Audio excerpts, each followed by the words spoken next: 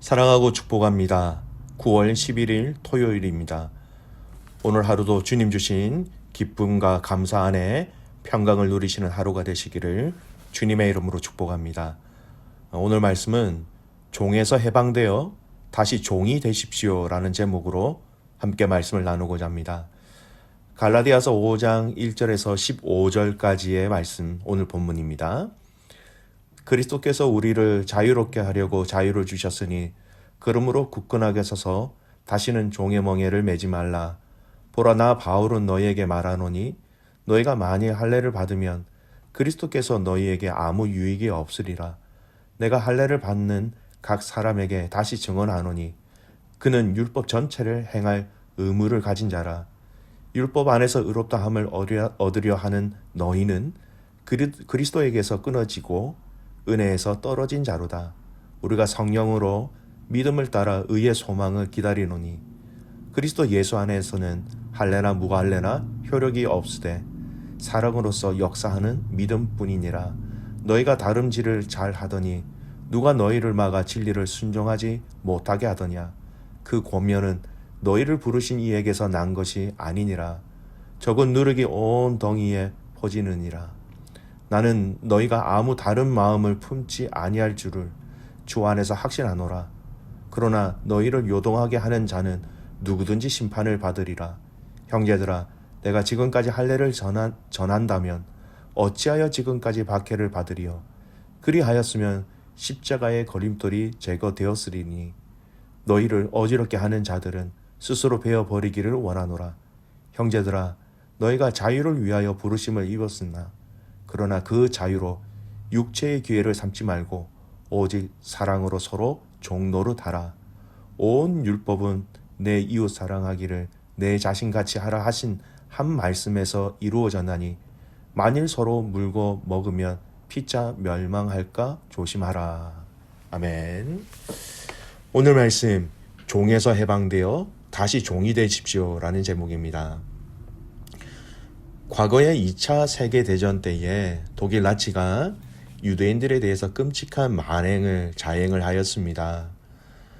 그들의 이 독선적인 어떤 민족주의적인 세계관으로 인하여서 유대 민족들을 이 땅에서 다 없애는 것이 그 나치의 목표 중에 하나가 되었지요. 그래서 나치는 가는 곳곳마다 정복하는 나라마다 이 유대인들을 색출해내어 그들을 수용소로 보내어 노동을 시키거나 아니면 우리가 너무나 잘 아는 독극물로 그들을 죽였습니다. 이 과정에서 여러분, 유대인인지 아닌지를 가려내는 탁월한 방법이 있었지요. 안타깝게도 그것이 바로 할례였습니다.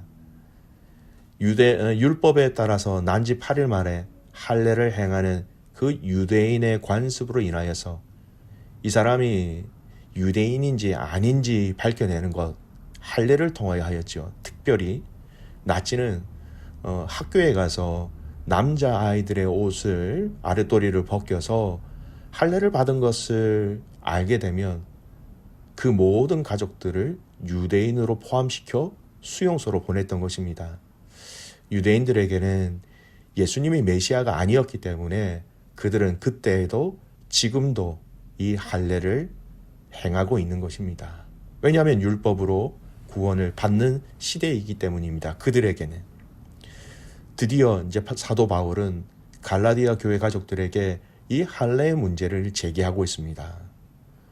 오늘 이 본문의 할례를 이야기하기 이전에 할례가 성경 안에서 어떻게 전개되고 있는지를 잠시 소개해 드리고 싶습니다. 할례는 남성 성기의 표피 끝을 잘라내는 의식입니다.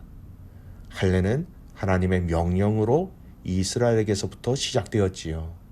창세기 17장 9절 10절 말씀입니다. 하나님이 또 아브라함에게 이르시되 그런즉 너는 내 언약을 지키고 내 후손도 대대로 지키라. 너희 중 남자는 다 할례를 받으라. 이것이 나와 너희와 너희 후손 사이에 지킬 내 언약이니라. 하나님과 아브라함의 이 언약을 통하여서 이스라엘이 하나님께 선택되어 또 선택이 되어 언약 맺은 백성으로서 하나님께 순종하고 헌신하겠다라는 상징의 약속이 이 할례가 되었습니다. 여러분, 이후에 이 할례에 대한 말씀은 모세를 통하여 다시 명령되어졌고 법적으로 제정되어졌어요. 레위기 12장 3절 말씀입니다. 여덟째 날에는 그 아이의 포피를 벨 것이요. 할례를 얘기합니다. 그래서 광야 생활 중에서는 이 할례를 행할 수 없었기 때문에 그들이 가나안 땅에 들어가자 하나님의 명을 받은 여호수아에 의해서 할례 받지 못한 그들은 다시 할례를 시행하게 되었습니다. 그래서 구약의 이스라엘의 문화에서 이 할례는 하나님의 명령이라는 차원에서 이스라엘 백성들은 받아들이고 있었던 것이죠. 이 모든 것이, 이 할례라는 것이 율법이라는 큰 틀 안에 들어가 있었기 때문에 율법을 따른다, 율법을 지킨다, 지키지 않는다라는 것은요, 할례를 행한다, 안 한다 하는 이 견해와 동일하게 취급되었다라는 것입니다. 이러한 견지에서 오늘 갈라디아서 이 5장에 언급되어진 이 할례에 대한 언급은 전혀 독특하거나 갑자기 튀어나온 문제가 아닌 반드시 언급되어질 주제였다라는 것입니다. 계속해서 바울은 율법이 아닌 믿음으로 구원을 또 의롭다함을 받는 것을 이야기하고 있지요. 주님이 우리에게 가르쳐 주신 이것이 진짜 복음이다. 믿음으로 의롭게 되었다라는 것이죠. 그래서 이 할례의 문제에 대한 답도 아주 명료합니다. 6절 말씀 보십시오. 그리스도 예수 안에서는 할례나 무할례나 효력이 없으되 사랑으로서 역사하는 믿음뿐이니라. 그리스도 예수 안에서는 할례, 무할례, 효력이 없다라는 것입니다. 할례를 해도 할례를 하지 않아도 효력이 없다, 무의미하다라는 것이죠. 그리스도를 믿는 그 믿음이 우리에게 있다. 여러분, 그리스도 예수 안에서라는 말이 무슨 말입니까? 그리스도를 믿는 믿음이 우리에게 있다라는 것이죠. 그 믿음이 있는 자라면 육체에 행하여지는 이 할례, 그리고 이 할례를 받지 못한 이방인이다 할지라도 믿음만 있다면 아무런 문제가 되지 않는다라는 것입니다. 단지 우리에게 있어야 하는 것은 그리스도 안에서라는 것입니다. 그리고 그 그리스도 안에서 사랑으로서 역사하는 믿음뿐이다라는 것을 강조하고 있습니다. 여러분, 성경을 자세히 보면 이미 하나님은 구약의 이 율법에 대한 부분들을 말씀을 하시면서 이 할례에 대한 부분들에 대해서 말씀하실 때 마음의 할례라는 부분들을 먼저 얘기하셨어요. 신명기 10장 16절 말씀이에요. 그러므로 너희는 마음의 할례를 행하고 다시는 목을 곧게 하지 말라. 육체의 할례를 받았다고 교만하지 말고, 육체의 할례를 받았다는 것 때문에 너희가 그냥 거저 아브라함의 자손으로서 너희가 하나님의 선택받은 백성이란 그 자체가 구원에 이르지 못하게 한다는 것입니다. 마음의 할례를 받아라. 마음이라는 것이 본질, 진실된 마음, 근본적으로 너희가 하나님의 자녀된 것을 믿고 그렇게 믿고 살아가라라는 하나님의 말씀이었다는 것입니다. 바울이 쓴 로마서 말씀에도 육체의 할례가 아니라 마음의 할례를 동일하게 한 번 더 얘기합니다. 로마서 2장 29절에 부분적인 말씀이에요. 오직 이면적 유대인이며 할례는 마음에 할지니. 마음의 할례를 하라라는 것입니다. 여러분, 이 마음의 할례라는 것이 도대체 무슨 의미일까요? 갈라디아서 안에서, 로마서 안에서 이 말씀을 보면 성령님이 우리 안에 찾아오셔서 우리의 마음의 문을 여시고 우리의 죄를 알게 하시고 예수 그리스도가 나의 참 구세주이심을 믿게 하신 그 역사가 바로 마음의 할례라고 얘기할 수 있습니다. 그렇습니다. 믿음으로, 그 믿음을 주신 그 성령님을 통하여서 우리의 죄가 낱낱이 주님 앞에 고백되어지고 그 용서하심을 믿고 알고 체험한 새로운 피조물이 되는 그 자체가 바로 마음의 할례다라고 얘기할 수 있는 것이지요. 여러분, 좀 더 이 말씀을 보면요, 오늘 읽은 이 본문의 말씀 안에 여러분 핵심적인 것이 더 있습니다. 그것은 바로 그렇게 믿음으로 의롭다 하심을 받은 자들이 어떻게 살아가야 하는가 삶의 모델을 얘기하고 있습니다. 무엇입니까? 13절에서 15절 말씀 보세요. 형제들아 너희가 자유를 위하여 부르심을 입었으나 그러나 그 자유로 육체의 기회를 삼지 말고 오직 사랑으로 서로 종노릇 하라. 온 율법은 내 이웃 사랑하기를 내 자신같이 하라 하신 한 말씀에서 이루어졌나니 만일 서로 물고 먹으면 피차 멸망할까 조심하라. 여러분 믿음으로 의롭다 하심을 받은 자들이 이제는 할래 무할래 그런 거 아무 이렇게 신경 쓰지 말고 이제 이렇게 살아가야 한다라는 삶의 모델을 얘기합니다. 무엇입니까? 오직 사랑으로 종노릇하라. 서로 사랑으로 섬기라. 서로 사랑으로 도와주어라. 서로 사랑으로 필요를 채워주어라. 서로 사랑으로 짐을 같이 짊어지어라는 것입니다. 여러분 성령님을 통하여 우리에게 주신 이 믿음, 성령님을 통하여 우리에게 허락하신 이 복음의 진리를 통해서 우리가 자유하게 되었는데요.